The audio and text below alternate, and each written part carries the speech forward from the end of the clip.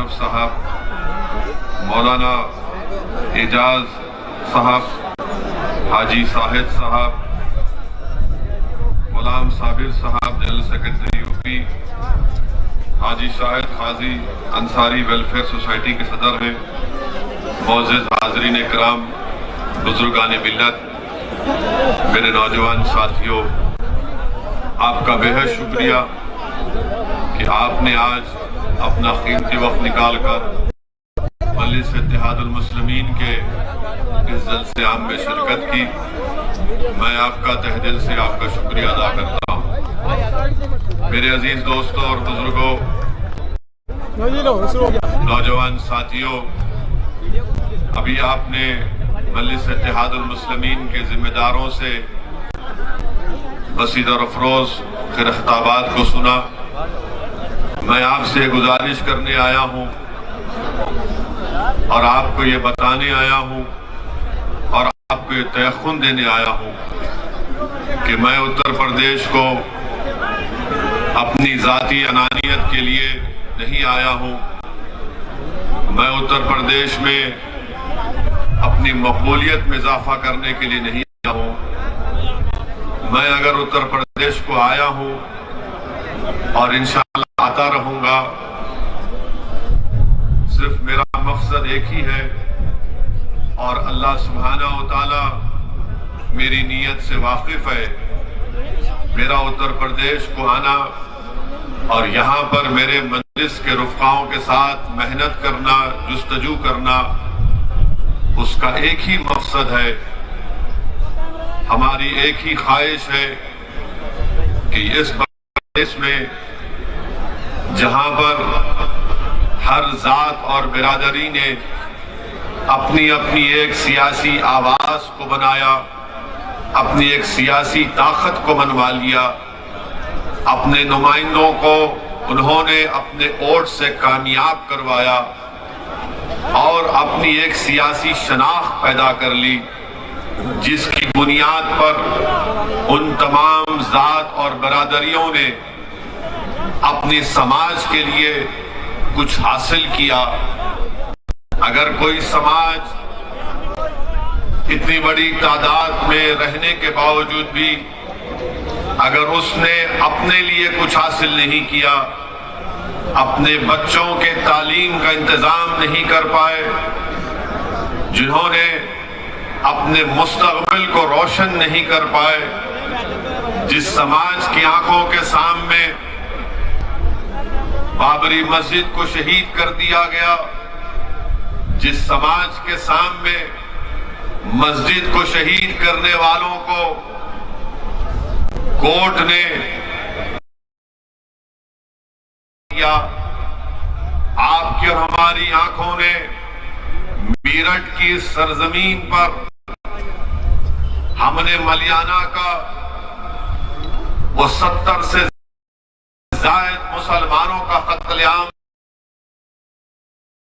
मेरठ में हाशिमपुरा में 40 से जायद मुसलमानों को यूपी की पीएसी पुलिस ने ले जाकर नदी के किनारे में उनको गोली मारकर उनको हलाक कर दिया, शहीद कर दिया।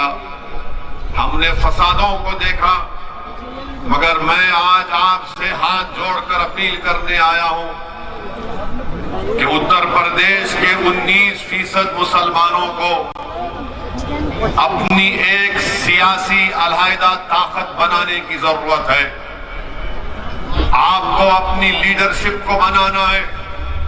आपको, अगर आप चाहते हैं कि उत्तर प्रदेश में आपको आपका हिस्सा मिले, आपका मुकाम मिले, आपको इज्जत मिले, आपसे नाइंसाफी का खात्मा हो, आपके मासूम बच्चे और बच्चियों को स्कूल मिले, नौजवानों को कॉलेज मिले, नौजवानों को नौकरी में उनका हिस्सा मिले, पुलिस का जुल्म का खात्मा हो, तो याद रखो आपको एक सियासी ताकत बनना पड़ेगा। जिस तरह उत्तर प्रदेश में दलितों ने और खास तौर से जाटवों ने बहन मायावती को अपना नेता बनाया, जिस तरह उत्तर प्रदेश के यादवों ने मुलायम सिंह यादव को अपना नेता बनाया, जिस तरह यहां पर हर समाज लोगों ने जाटों के लिए चौधरी चरण सिंह से लेकर अजित सिंह से लेकर आज उनके बेटे ये कहते हैं कि जाट हमारे साथ है। मेरे अजीज दोस्तों और बुजुर्गों, यहां पर कुर्मियों ने कई नेताओं को अपने पैदा किया। कितनी ऐसी बिरादरियां हैं, ठाकुर हैं जो आज उत्तर प्रदेश के मुख्यमंत्री को योगी जरूर है मगर उसको अपना ठाकुर नेता मानते हैं। ब्राह्मण समाज के लोग हैं।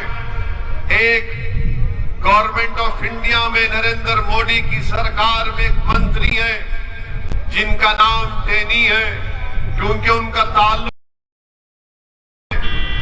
उनकी गाड़ी से उनके ही घर में एक साजिश रचाई गई और उस साजिश के नतीजे में उनके बेटे ने अपनी गाड़ी से 4 किसानों को रौन दिया।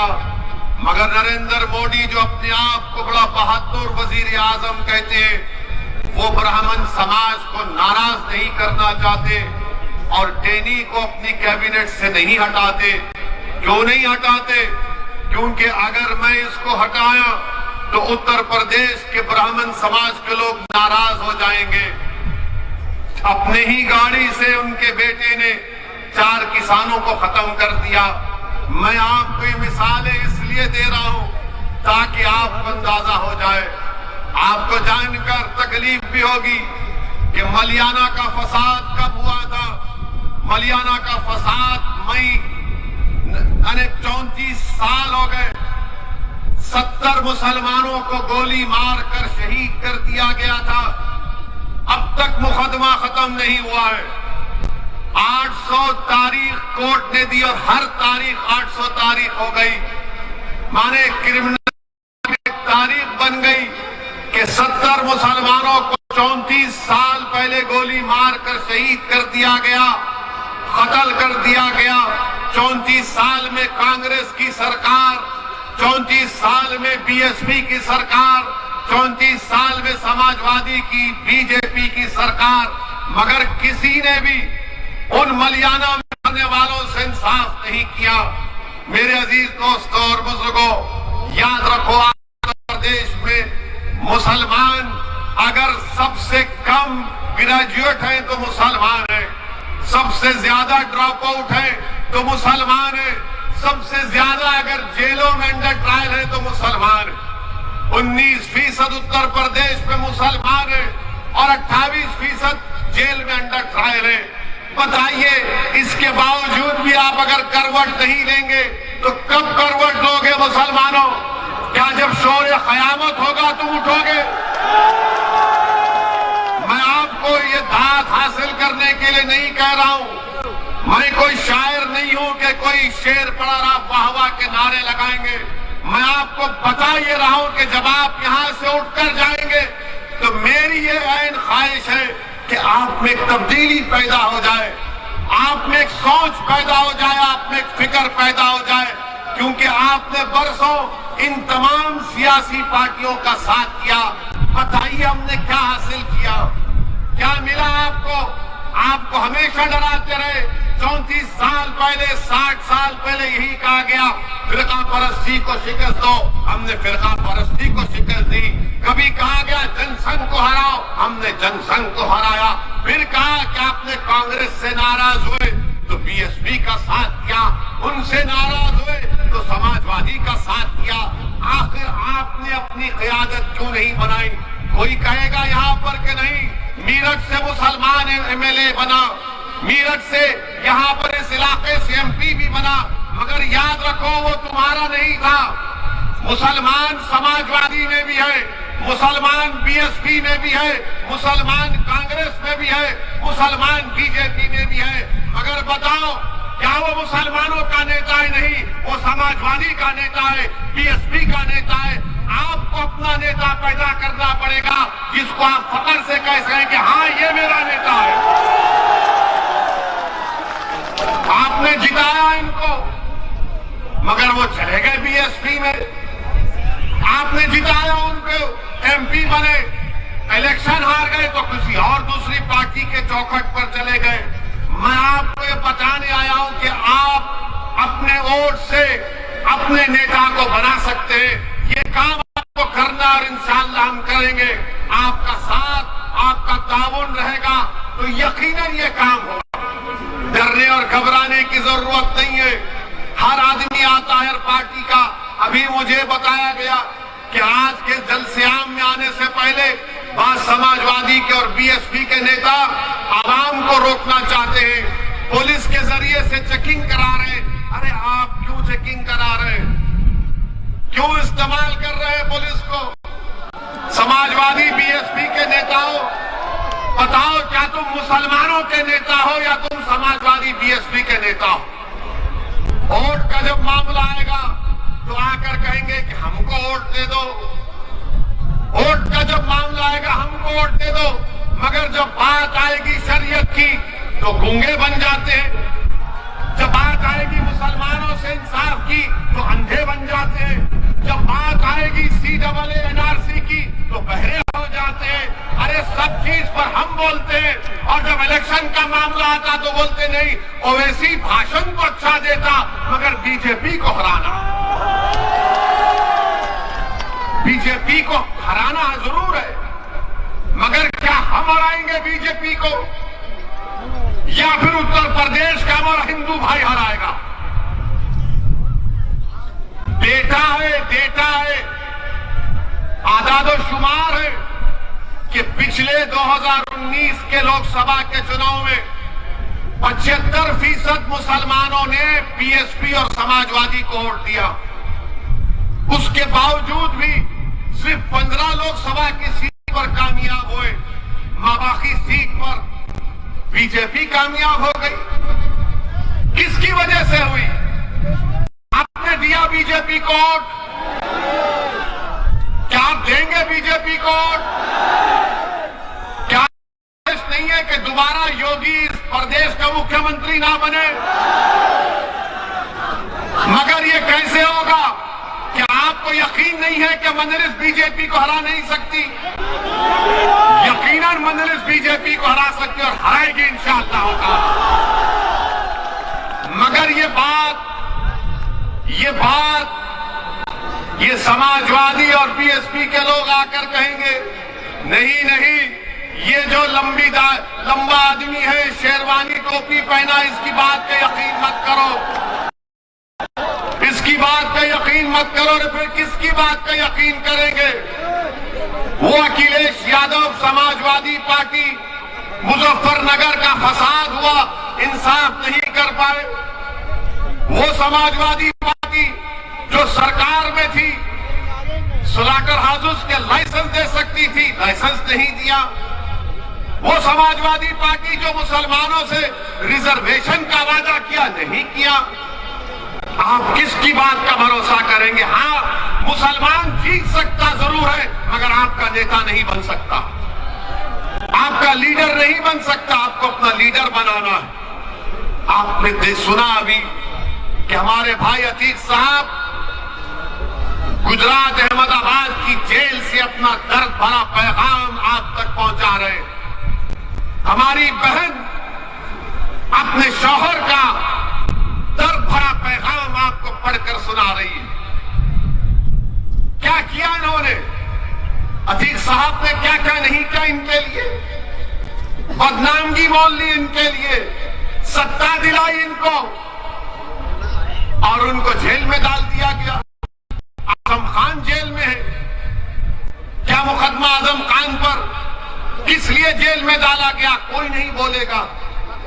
मेरे अजीज दोस्तों और बुजुर्गों, मैं आपसे सिर्फ यही गुजारिश करने आया हूं कि इस चुनाव में आने वाले विधानसभा के असेंबली के इंतखाबात में उत्तर प्रदेश के मुसलमानों को अपना हिस्सा लेना है। आपको अपना हिस्सा लेना है और हिस्सा लेकर रहेंगे इंशाअल्लाह ताला। ये लड़ाई मजलिस की हिस्सेदारी की है। ये लड़ाई हमारी भीख की मांगने की लड़ाई नहीं है। हम अखिलेश यादव के बगल में ठहर कर फोटो लेने के मोहताज नहीं है। हमको तुम्हारे फोटोओं की जरूरत नहीं, हमको हमारा हक चाहिए और हम हक लेकर आएंगे इंशाअल्लाह ताला। यकीनन बीजेपी को हराएंगे, किसने कहा नहीं हराएंगे। अभी अभी हम सुन रहे थे कि मीडिया के लोगों ने हमको मैसेज भेजा कि उत्तर प्रदेश में किसी जगह पर नरेंद्र मोदी देश के वजीर आजम ने कहा कि गंगा एक्सप्रेसवे से सबको फायदा पहुंच जाएगा। गंगा एक्सप्रेसवे से भारत के प्रधानमंत्री ने कहा कि गंगा एक्सप्रेसवे से सबको फायदा पहुंच जाएगा, इतने 1000 करोड़ की मंजूरी दी। नरेंद्र मोदी जी मीरठ शहर में ट्रैफिक का प्रॉब्लम हल नहीं कर सके, वो गंगा एक्सप्रेसवे बनाएंगे, गंगा एक्सप्रेसवे बनाएंगे। कितना लंबा लंबा छोड़ते हैं। बिजली बम्बा बाईपास मीरठ का मोदी जी कब से बन रहा है? अखिलेश के जमाने से चल रहा है, वो मुकम्मल नहीं हुआ। मोदी जी बोल रहे गंगा एक्सप्रेसवे बना दूंगा मैं। आज आप देखते हैं कि वजीर आजम बीजेपी के दौर में आज महंगाई आसमान को छू रही है। 14% इन्फ्लेशन रेट है। जीएसटी साबुन से लेकर बनियन तक जीएसटी नरेंद्र मोदी लगा दिए। अरे जीएसटी साबुन से लेकर बनियन तक। और फिर जो लोग फिक्स डिपॉजिट में पीपीएफ में इन्वेस्टमेंट किए उनको क्या मिल रहा है वो सोच ले। जो मोदी के भक्त हैं, जो दिन रात मोदी मोदी करते हैं, मैं उनसे मुखातिब हूं, आपसे नहीं हूं। मैं उनको कह रहा हूं, शायद उनके कान में अगर मेरी बात पहुंच जाए तो उनके दिमाग के झाले साफ हो जाएंगे।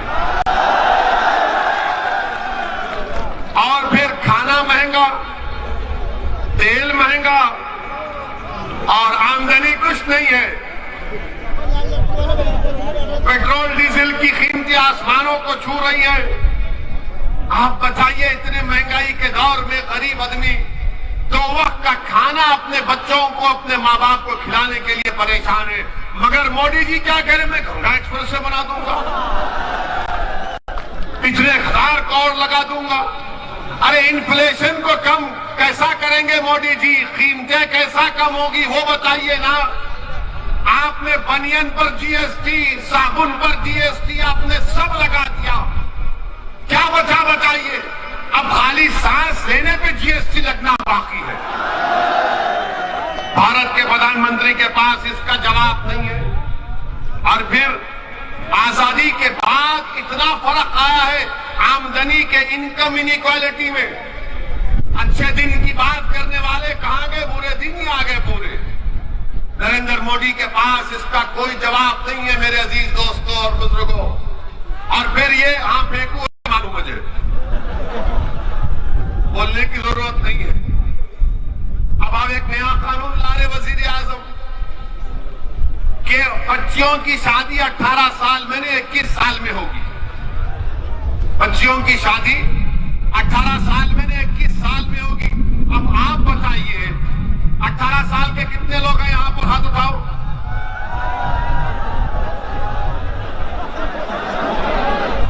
यानी अब आप वोट डालेंगे ना? आप अपने पसंद के विधायक को वोट डालेंगे ना? और कानून आपको इजाजत देता है बिजनेस आप शुरू कर सकते, आप कॉन्ट्रैक्ट भी साइन कर सकते। अब कानून यह भी कहता है कि अगर तुम्हारा दिल चाहा तो तुम किसी एक लड़की के साथ जिंदगी भी गुजार सकते हो। गुनाह नहीं है कानून में, गुनाह नहीं है। और कानून यह भी कहता है कि अगर तुम उससे ताल्लुकात पैदा करना चाहते हो, जिसका अंग्रेजी का वर्ड कह रहा हूं सेक्सुअल रिलेशनशिप, वो भी कर सकते हो। ये सब कर सकते, मगर मोदी जी बोले शादी नहीं कर सकते। हाय मोदी जी, आपको शादी से इतनी नफरत क्यों है? शादी जैसे इंस्टीट्यूशन से आपको इतनी घबराहट क्यों है? 18 साल में वोट डाल सकते, 18 साल, सुनिए, 18 साल में कोई ये तय करे जाएगा कि देश का प्रधानमंत्री कौन होगा उसको मालूम, किसको मीरठ में वोट डालना उसको मालूम, किसको नहीं डालना उसको मालूम, किसको हराना उसको मालूम, कौन दल्ला है उसको मालूम, कौन समीर फरोश है उसको मालूम, कौन मिल्लत का कौम का दुश्मन है उसको मालूम। मगर लड़की को भी मालूम, लड़के को भी मालूम, दोनों को मालूम। मगर मोदी जी बोले शादी 21 में ही करना। अब आप बताइए क्या कर रहे हैं। अच्छा, एक और कानून बनाने जा रहे हैं 18 से 21 साल का, मगर डेटा प्रोटेक्शन यानी आपका जो सेल फोन है इसमें जो डेटा होता है, कानून मोदी जी ये बनाने जा रहे हैं कि अगर आप 18 साल के हैं तो अपना डेटा आप एक्सचेंज कर सकते हैं। यानी वो 18 साल में अपना डेटा एक्सचेंज करेगा, मगर अपने पसंद से लड़की शादी नहीं करेगी। मोदी जी शादी करने का अख्तियार नहीं है क्या? डेटा दे सकते, एक्सचेंज करेंगे, मगर शादी नहीं कर सकते। तो बोलेंगे बीजेपी वाले आज के भाषण के बाद ओवैसी और मुसलमान महिलाओं के हित में नहीं बात करते। बोलेंगे ये आए मुसलमान और ओवैसी महिलाओं के हित में बात नहीं करते। मोदी जी आप अंकल कब से बन गए हम लोगों के? आप देखते होंगे कि किसी महल्ले में अंकल होता है, अंकल का काम कुछ नहीं होता, बैठे रहते खाली, मारे चाहे क्या मारे। अंकल बोलते वहां क्यों जा रहे तुम? अंकल हर चीज पूछते, क्या खाए, क्या पहना आज, इतनी रात देर से क्यों आए। अब ये अंकल कह रहे कि शादी भी कब करना, क्या खाना तो शुरू हो चुका है, ये नहीं खाएंगे वो खाना चाहिए, ये इबादत करना चाहिए वो इबादत नहीं करना चाहिए। अब ये पूरे बीजेपी के लोग अब शुरू हो जाएंगे टीवी पर 6 बजे से देखना। आप हमारा भड़काऊ भाषण अब हो गया। अब बोलेंगे ओवैसी महिलाओं के औरतों पर जुल्म करता है। अरे पहले ये तो बताओ, पहले ये तो बताओ, जब 18 साल में लड़की वोट दे सकती है तो क्या उसको नहीं मालूम किससे शादी करना नहीं करना? और इस्लाम में जब तक बच्ची की रजामंदी नहीं है शादी नहीं होती, जब तक बच्ची राजी नहीं होती, रजामंदी नहीं होती। मगर ये सिर्फ मुसलमानों का नहीं, पूरे देश के नौजवानों का मसला। हर मेरा मानना यह कि 18 साल का नौजवान, चाहे वो लड़की हो या लड़का हो, मैं रोज इनसे सीखता हूं कई चीजें। वो मुझे बताते कि देखो ये टेक्नोलॉजी है, इस तरह से आप काम करो फायदा होगा। हम इनको बच्चा नहीं समझना चाहिए। अच्छा मोदी जी, आपकी सरकार ने इन लड़कियों के लिए, महिलाओं के लिए क्या किया आपने? तो बीजेपी वाले बोलेंगे मोदी जी ने बेटी बचाओ बेटी पढ़ाओ किया। इसमें बेटी बचाओ बेटी पढ़ाओ में क्या था? पार्लियामेंट की स्टैंडिंग कमेटी की रिपोर्ट ये कहती है कि 446 करोड़ इस बेटी बचाओ बेटी पढ़ाओ को दिया गया, जिसमें से माशाल्लाह नरेंद्र मोदी की सरकार ने मोदी की तस्वीर का ऐड देने के लिए 80% पैसे खाली मोदी की तस्वीर में खर्च किए। कि मोदी जी का ऐसा पोस्ट, कभी इसका हाथ रख रहे हैं, कभी वहां हाथ रख रहे हैं। यानी 446 करोड़ में मीडिया को इश्तिहार 79% चला गया।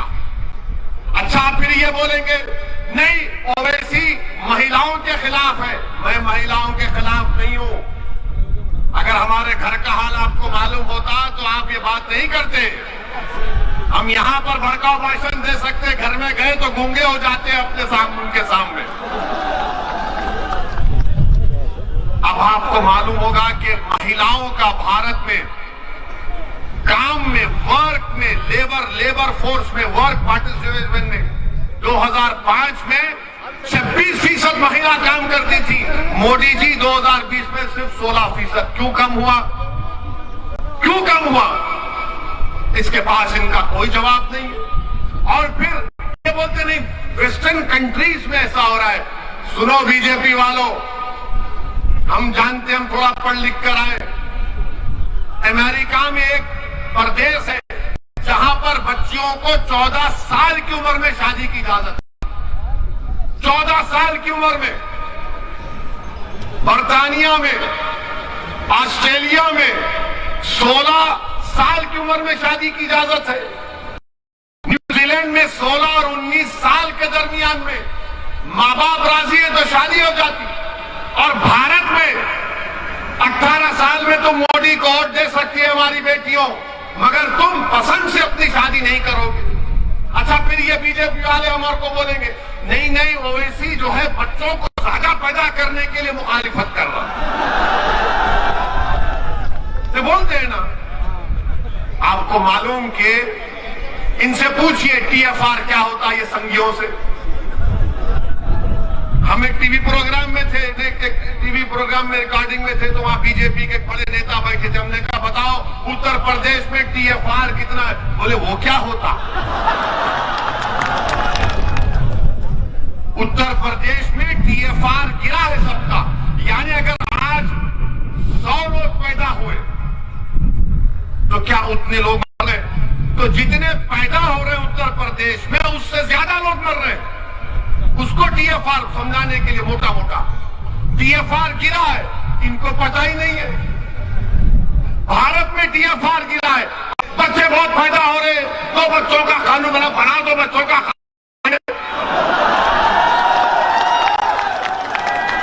बनाओ। सुप्रीम कोर्ट में जाकर मोदी ने कहा सुप्रीम कोर्ट को कि माय लॉर्ड, भारत में 2 बच्चों के कानून की जरूरत नहीं है। क्यों नहीं है? क्योंकि हमारी आबादी में टीएफआर आ चुका है। पूरी विश्व में, पूरी दुनिया में अगर कोई नौजवान मुल्क है तो भारत है। 60% से कम और आबादी हमारे 40 साल से नीचे की है। भारत के वजीर आजम ने, भारत की सबसे बड़ा ताकत ये डेमोग्राफिक डिविडेंड है। क्या किया इन्होंने? कुछ नहीं किया। सुप्रीम कोर्ट को बोल दिया नहीं बना सकते कानून। अब बोलेंगे नहीं नहीं, बच्चों को टाइम मिलना चाहिए बच्चे पैदा करने में। अरे तुम कौन होते डिसाइड करने वाले? वो बैठ के डिसाइड करेंगे कब पैदा करना नहीं करना। तो बोलेंगे नहीं, पढ़ाई कैसा होगी? अरे तुमने कौन सा कॉलेज खोला बताओ यूपी में?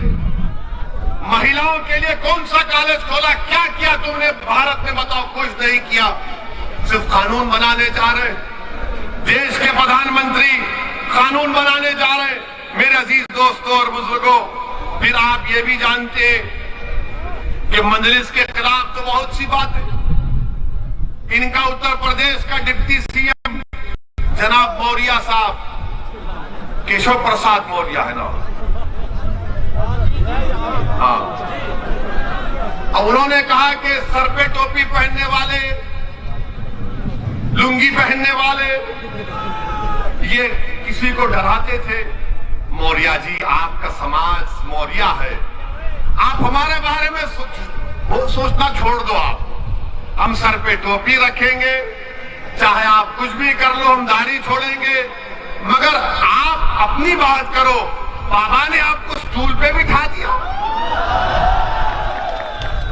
बाबा ने इनको स्टूल पे बिठा दिया। बताओ, आप अपने मौर्य समाज के जिम्मेदार लीडर हैं, एक ठाकुर ने आपको स्टूल पर बिठा दिया और हमको बोल रहे हैं टोपी लूंगी। पहले अपने बारे में सोच लो आप। अच्छा, फिर उत्तर प्रदेश के बारे में बाबा बहुत बोलते हैं योगी। आपको मालूम होना चाहिए कि नीति आयोग, मोदी की नीति आयोग की रिपोर्ट कहती है कि मेरठ में 21% लोग गरीब हैं, जिसमें गरीब में खाने को खाना नहीं है, स्कूल के लिए फीस नहीं है। ये नीति आयोग की रिपोर्ट है। अब कौन सा काम उत्तर प्रदेश में हो रहा है? अच्छा, फिर नरेंद्र मोदी बोलते सबका साथ, सबका विकास, सबका विश्वास। बनारस गए तो अपने भाषण में नरेंद्र मोदी ने औरंगजेब और शिवाजी का नाम ले लिया। आपने सुना ना कि क्या कहा? शिवाजी का नाम लिया। मोदी जी, क्या आप जानते शिवाजी की तारीख को? पूछो इन संघ परिवार के लोगों से, क्या तुम जानते शिवाजी की तारीख को? ये बोलेंगे शिवाजी मुसलमानों का खिलाफ था। नहीं था शिवाजी दीवाने। शिवाजी मुसलमानों का खिलाफ नहीं था। शिवाजी, पूछो इन बीजेपी वालों से कि शिवाजी की नेवी का चीफ कौन था, उसके बहरिया का। शिवाजी के तोप का चीफ कौन था? शिवाजी के साथ आगरा के किला में कौन था? शिवाजी जब आगरा के किला से भाग रहे थे तो कौन मुसलमान जिसका बेटा मुगलों ने उसको किडनैप कर लिया, अपनी जान दे दिया, ये पूरे के पूरे मुसलमान थे शिवाजी के साथ। मगर नरेंद्र मोदी बोलेंगे शिवाजी, नरेंद्र मोदी आप शिवाजी को जाने नहीं। शिवाजी के साथ आपको मालूम है मदारी मेहतर मुसलमान, इब्राहिम खान, दौलत खान, सिद्दी हिलाल, ये पूरे। और शिवाजी को एक सूफी बुजुर्ग थी, उसका नाम याकूब बाबा। मोदी जी, शिवाजी को अगर आप इतना मानते, बताओ आपके अतराफ में कौन मुसलमान है? कौन तुम्हारे अतराफ में मुसलमान है? तुम भारत के वजीर आजम हो, आप शिवाजी का नाम ले रहे हैं तो बताओ। मगर हम भारत के वजीर आजम से पूछना चाहते हैं कि क्या ज्ञानवापी ऐसा हो रही?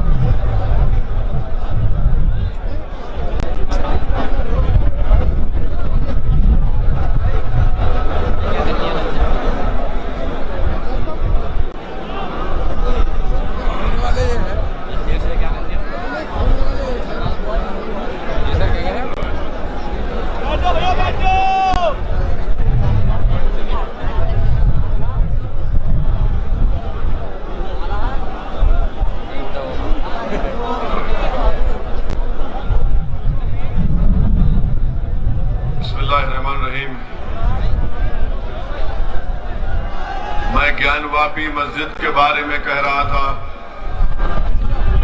कि क्या मोदी सरकार ज्ञानवापी मस्जिद को खूबसूरत नहीं बना सकती? क्या दिल्ली के जामा मस्जिद की तारीखी मस्जिद जो आज उसकी खस्ता हाल हो चुकी है, उसकी तामीर नहीं कर सकती? जब सबका साथ, सबका विकास की बात होती है तो क्या मथुरा में जो मस्जिद अच्छा नहीं किया जा सकता? क्या अजमेर की दरगाह को खूबसूरत नहीं बनाया जा सकता? मेरे अजीज दोस्तों और बुजुर्गों, ये भारत के वजीर आजम की पॉलिसी है। सबका विश्वास, सबका विकास की बात करते हैं, सिर्फ ज़बानी खर्च करते हैं, इनके पास कुछ नहीं है।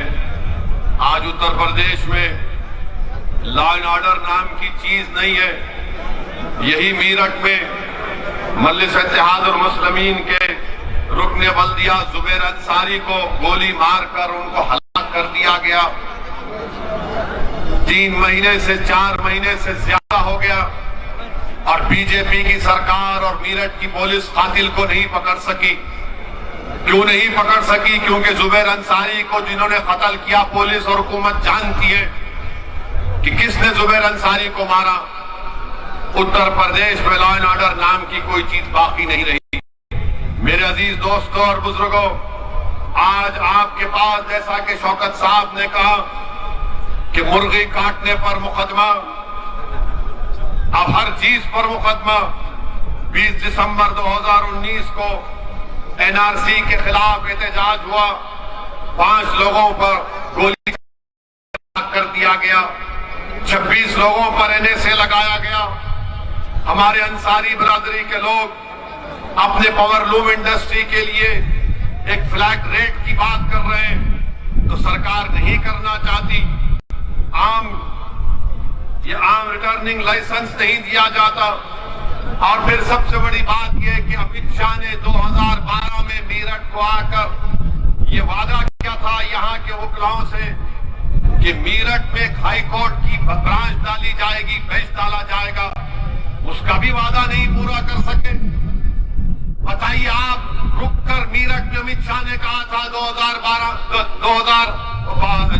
2017 में कि यहां पर मेरठ में हाई कोर्ट की एक बेंच डाली जाएगी, वो भूल गए। हर एतबार से बीजेपी ने जो 5 साल का मौका उत्तर प्रदेश की जनता ने उनको दिया, वो उसमें नाकाम साबित हुए।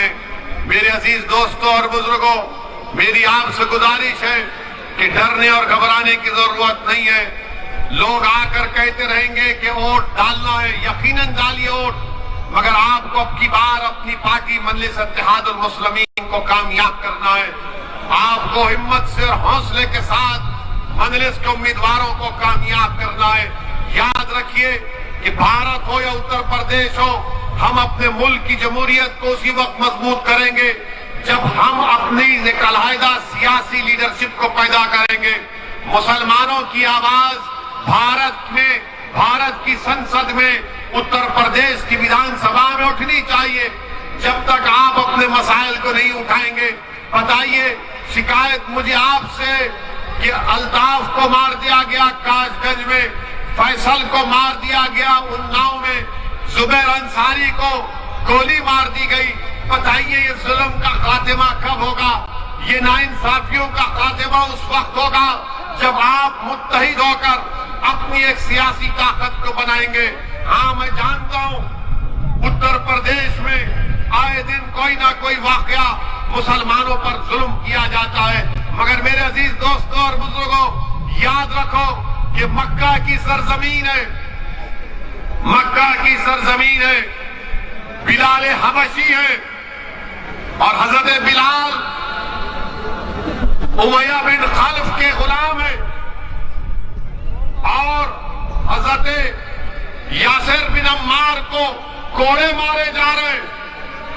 उमैया बिन खल्फ यासिर बिन अम्मार रज़ी अल्लाह तआला अन्हु को कोड़े मारता है, थक जाता है। अबू जहल मारता है, थक जाता है। अबू लहब मारता है, थक जाता है। और फिर उमैया बिन खल्फ हजरत बिलाल हबशी से कहता है कि बिलाल, अब तुम मारो, तुम ताकतवर हो। हजरत बिलाल परेशान है, इस्लाम कबूल कर चुके हैं। हजरत अम्मार के करीब जाते हैं तो हजरत अम्मार कहते हैं कि बिलाल, आप भी मुझे 2-3 कोड़े मार दीजिए, मगर ये मत कहिए कि आपने इस्लाम को कबूल कर लिया। मार लो मुझे भी 2-3 कोड़े तुम। उमैया बिन खल्फ जो उनका जिन्होंने हजरत बिलाल को खरीदा था, वो पुकार कर कहता है, बिलाल मारो इसको। हजरत बिलाल हजरत अम्मार बिन यासिर की तरफ देखते हैं, अबू लहब की तरफ देखते हैं, हजरत अम्मार बिन यासिर की तरफ देखते हैं, उमैया बिन खल्फ की तरफ देखते हैं, हजरत यासिर बिन अम्मार की तरफ हजरत बिलाल देखते हैं, और अबू जहल की तरफ देखते हैं, और पुकार कर कहते हैं कि सुनो यासिर बिन अम्मार, जब तुम उस अल्लाह वहदहू ला शरीक को मानने वाले हो, जब तुम रसूलुल्लाह सल्लल्लाहु अलैहि वसल्लम के गुलामी का ऐलान कर चुके, तो जब तुम अल्लाह के दीन के लिए कोड़े खा सकते हो, तो बिलाल भी तुम्हारे लिए कोड़े खाएगा। और पुकार कर उमैया बिन खल्फ को कहते हैं कि अकेला यासिर बिन अम्मार कोड़े नहीं खाएगा, बिलाल भी कोड़े खाएगा और तुम्हारी मुसीबत का मुकाबला करेगा। मेरे अजीज दोस्तों और बुजुर्गों, कभी भी हालात से मायूस मत हो। अल्लाह कुरान में फरमाता, ला तक़नतु मिन रहमतिल्लाह, कि अल्लाह की रहमत से मायूस मत हो। हजरत बिलाल को कैसी तकलीफ दी जाती थी मक्के की सरजमीन पर, रेत पर लिटाकर गरम गरम पत्थर हजरत बिलाल की पीठ पर रख दिए जाते। रसूलुल्लाह सल्लल्लाहु अलैहि वसल्लम ने जब हजरत बिलाल की तकलीफ देखी तो आंख में आंसू आ गए रहमतुल्लाह आलमीन के, और दुआ की, या अल्लाह हजरत बिलाल के पर कुछ आजाद कर दे इस तकलीफ से। सिद्दीक अकबर कहते हैं, और रसूलुल्लाह सल्लल्लाहु अलैहि वसल्लम की आंख में आंसू देखकर कहते हैं कि या रसूलुल्लाह आपकी आंख में आंसू कैसे हैं? तो रसूलुल्लाह सल्लल्लाहु अलैहि वसल्लम फरमाते हैं कि मैं बिलाल की तकलीफ को बर्दाश्त नहीं कर सकता, कि है कि जो बिलाल को खरीद कर आजाद कर दे। सिद्दीक अकबर जाते हैं, हजरत अब्बास से कहते हैं जो इस वक्त तक इस्लाम नहीं कबूल किए, उनसे कहते हैं कि जाओ उमैया बिन खल्फ से बात करो कि उसको आजाद करें और क्या कीमत होगी हम दे देंगे। उमैया बिन खल्फ राजी नहीं होता। सिद्दीक अकबर जब आकर कहते हैं कि मैं खरीदना चाहता हूं, आजाद करना चाहता हूं हजरत बिलाल को, तो सालिम उमैया बिन खल्फ कहता है कि मैंने 50 दिनार में हजरत बिलाल को खरीदा, 1000 दिनार देना पड़ेगा, और तुम्हारे पास जो दो रूमी गुलाम है उसको भी देना पड़ेगा। सिद्दीक अकबर राजी होते हैं। हजरत बिलाल को जब उठाते तो हजरत बिलाल, सीरत की किताबों में आया कि हजरत बिलाल जिस तरह हम सजदे में होते हैं उस तरह सजदे में गिरे हुए, और जिस्म पर गरम गरम पत्थर लगे हुए और खून बह रहा है। सिद्दीक अकबर हजरत बिलाल को उठाते, अपने घर को लेकर जाते, उनकी सफाई करते हैं, कपड़े पहनाते, और उनसे कहते हैं कि चलो हजरत बिलाल रोना शुरू कर देते हैं। उन्होंने जिंदगी में अपने बाप की मोहब्बत नहीं देखी थी, हजरत बिलाल ने खूब रोते। तो सिद्दीक अकबर उनसे कहते हैं कि बिलाल यहीं पर रो लेना, आका के सामने नहीं रोना, मैं दुनिया का रोना देख सकता हूं। रसूलुल्लाह सल्लल्लाहु अलैहि वसल्लम के आंख में आंसू को बर्दाश्त नहीं करता। दोनों मिलकर रसूलुल्लाह सल्लल्लाहु अलैहि वसल्लम के पास जाते। रसूलुल्लाह सल्लल्लाहु अलैहि वसल्लम हजरत बिलाल का इस्तकबाल करते और सिद्दीक अकबर से कहते हैं कि तुमने बहुत बड़ा काम किया, शुक्रिया। ये सिद्दीक अकबर हजरत बिलाल से कहते हैं कि रसूलुल्लाह के सामने रोना नहीं, सल्लल्लाहु अलैहि वसल्लम के सामने। वो रसूलुल्लाह सल्लल्लाहु अलैहि वसल्लम के सामने कहते, या रसूलुल्लाह मेरी सारी दौलत आप पर कुर्बान, आपने कैसे शुक्रिया कहा, ये दौलत आपकी है। अब आप अंदाजा लगाइए कि वो हजरत बिलाल जिसको मारा जा रहा था, पीटा जा रहा था, अल्लाह के रसूल ने दुआ की, वो बिलाल आजाद भी हुए, और अल्लाह के रसूल सल्लल्लाहु अलैहि वसल्लम ने हजरत बिलाल से कहा कि आओ बिलाल मेरे सीने से लग जाओ। मेरे अजीज दोस्तों और बुजुर्गों, याद रखो ये जुल्म खत्म होगा, ये जुल्म खत्म होगा इंशाअल्लाह ताला। जो लोग आज मजलूमों पर जुल्म कर रहे हैं, तुम खत्म हो गए, तुम्हारा जुल्म खत्म होगा, तुम खत्म हो गए, तुम्हारा वजूद इस जमीन से अल्लाह मिटाएगा इंशाअल्लाह। तुम्हारा जुल्म हमारे हौसलों को, हमारे पैरों में डगमगाहट नहीं पैदा करेगा। तुम जितना जुल्म करोगे हमारे हौसले बढ़ते जाएंगे, तुम जितना दबाओगे उतना उठेंगे इंशाअल्लाह ताला, क्योंकि अल्लाह ने कुरान में फरमा दिया, जिन्होंने अल्लाह पर ईमान लाया और डट गए जमीन पर, अल्लाह उनकी फरिश्तों से मदद करता। तो तुम डट जाओ जमीन पर, तुम डट जाओ जमीन पर, हिम्मत मत हारो। जैसा कि किसी शायर ने अच्छा कहा, इधर आ सितमगर हुनर आजमाए, इधर आ सितमगर हुनर आजमाए, तू तीर आजमा हम जिगर आजमाए। मेरे अजीज दोस्तों और बुजुर्गों, तारीख में भरी पड़ी है हजरत बिलाल की वो तकालीफ हमारे सामने। हजरत सुमैया को नेजा मारकर उनका हमल साकित कर दिया गया। हजरत सैयदुश्शोहदा हजरत हमजा की लाश से क्या किया गया था, तो तुम क्या समझ रहे हो कि हम पर जो जुल्म किया जाएगा? अरे मेरे अजीज दोस्तों और बुजुर्गों, कामयाबी इंशाअल्लाह ताला आपके कदम चूमेगी। कामयाबी कदम चूमेगी जो लोग आज जुल्म कर रहे हैं। याद रखो, इख्तिदार हमेशा किसी के पास रहने वाला नहीं है, इख्तिदार जाएगा इंशाअल्लाह ताला। जो लोग आज जुल्म कर रहे हैं ताकत के बलबूते पर, इख्तिदार के नशे में आकर, कल तुम्हारे पास इख्तिदार नहीं होगा, कल तुम्हारे पास इख्तिदार नहीं होगा। और मेरे अजीज दोस्तों, नौजवानों, हमेशा आपसे कह रहा हूं कि अपने दिल पर भरोसा करो, दिमाग पर मत करो। दिमाग तुमको डराएगा। जब हजरत बिलाल को उमैया बिन खलफ ने कहा कि लो घोड़ा लेकर मारो, तो हजरत बिलाल की नीयत साफ थी। वो देख रहे थे कि अगर मैं नहीं मारूंगा तो आग में डाला जाऊंगा, मुझे मारा जाएगा। मगर दुनिया ने देख लिया कि हजरत बिलाल ने सच्चाई का साथ दिया, हजरत बिलाल ने अपने दिल को माना और सच्चाई का हक का साथ दिया। तो वो उरूज पर पहुंचे। कौन से उरूज पर? कि जब मक्का फतह हुआ तो मक्के की छत पर खड़े होकर सियाफाम हजरत बिलाल ने, साहब रसूल ने नमाज दी। मेरे अजीज दोस्तों और बुजुर्गों, नौजवानों, याद रखो, किसी शायर ने अच्छा कहा था, अकल को तनकीद से फुर्सत नहीं, अकल को तनकीद से फुर्सत नहीं, इश्क पर ईमान की बुनियाद रखो, इश्क पर ईमान की बुनियाद रखो। अगर तुम यही डरते रहोगे बीजेपी आ जाएगी, बीजेपी आ रही तुम्हारी ओट से नहीं, बीजेपी आ रही है तो हिंदुओं की ओट से आ रही है, मुसलमानों की ओट से नहीं आ रही बीजेपी। ये बात तुमको कोई नहीं कहेगा, ये बात तुमको कोई नहीं कहेगा। मैं तुम्हारे दरमियान में खोल कर कह रहा हूं, मैं किसी मजहब का खिलाफ नहीं हूं, मैं किसी मजहब का खिलाफ नहीं हूं, ना कभी रहूंगा। सत्य बयान कर रहा हूं, बल्कि मेरी तो ख्वाहिश है कि मंजलिस के साथ दलित भी खड़ा हो हमारा भाई, मंजलिस के साथ हमारे ओबीसी समाज के भाई और उनकी बरादरियां खड़े हो जाए। हम तो चाहते हैं कि पूरा वंचित समाज एक जगह पर हो जाए, ये हमारी कोशिश है।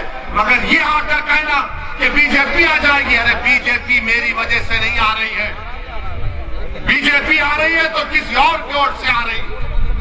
वो मोदी का दीवाना हो चुका है, हम नहीं हुए हैं। उनके दिलो दिमाग पर मोदी छा चुका है, हमारे दिलो दिमाग पर मोदी नहीं छाया हुआ है। वोट उनके तरफ भाग रहे हैं। और ये आकर ये समाजवादी के लोग, इन्हें ऐसा हो जाएगा, ओवैसी ऐसा बोलता है। अरे भाई मेरे, तुम्हारे दो पार्टी के एमपी कल कुछ बात बोल दिए तो तुम उनकी तरफदारी, उनका दिफा नहीं कर सकते। एक 90 साल के सांसद है, बुजुर्ग है, उनकी बेहद इज्जत करता हूं मैं, वो अपनी राय भी नहीं रख सकते। मेरे अजीज दोस्तों और बुजुर्गों, मेरी आपसे दबन गुजारिश है कि हमारे मसाइल हैं, तकालीफ है, मुश्किलात है, मगर हमको इस बार अपनी पार्टी को मजबूत बनाना है। डरने और घबराने की जरूरत नहीं है। अपने विधायक को यहां से कामयाब करिए आप, और ये लोग आएंगे, बहुत सी बातें करेंगे, मगर मुसलमान का नेता कौन है बताओ? समाजवादी में कोई नहीं हो सकता, खाली यादव है, बीएसपी में बहन जी है, ये सब क्या रहेंगे? तुम छल्ले बन के रहेंगे वहां पर, इनकी कोई अहमियत नहीं है वहां पर। ये सामने नहीं ठहर सकते उन लोगों के, पार्लियामेंट में तकरीर नहीं कर सकते। जब हमारी पार्लियामेंट में तकरीर होती तो बोलते ओवैसी भाई आपकी तकरीर सुननी आए। मैंने कहा तुम क्यों नहीं बोलते? बोले हमारी मजबूरी है। आप बताइए काहे की मजबूरी? 19% है, जीतो, कामयाब हो और अपनी आवाज मसाइल को उठाओ। उत्तर प्रदेश में इंशाअल्लाह ताला मजलिस इत्तेहाद और मुस्लिमीन यकीनन पूरे वंचित समाज के साथ काम करने के लिए तैयार है। अभी हमको कोई कह रहा था कि ओवैसी साहब कौन हमको हमारे साथ लेकर जाएगा। हमारा एक दोस्त है, फोन किए थे कि हमारे साथ हमको कौन लेकर जाएगा। मैंने कहा फिक्र मत करो, जब हशर का मैदान होगा रसूल अल्लाह हम सबको लेकर जन्नत में जाएंगे। हमको उनके साथ, उनका साथ काफी, अल्लाह हमारे लिए काफी है। अरे दुनिया फानी होने वाली है, हम कोशिश करना हमारे हाथ में, ओवैसी कोशिश करेगा। आप हमारा साथ दो, नियतों का दिल का हाल अल्लाह जानने वाला है। कामयाबी अल्लाह देगा, उरूज अल्लाह देगा और सालिम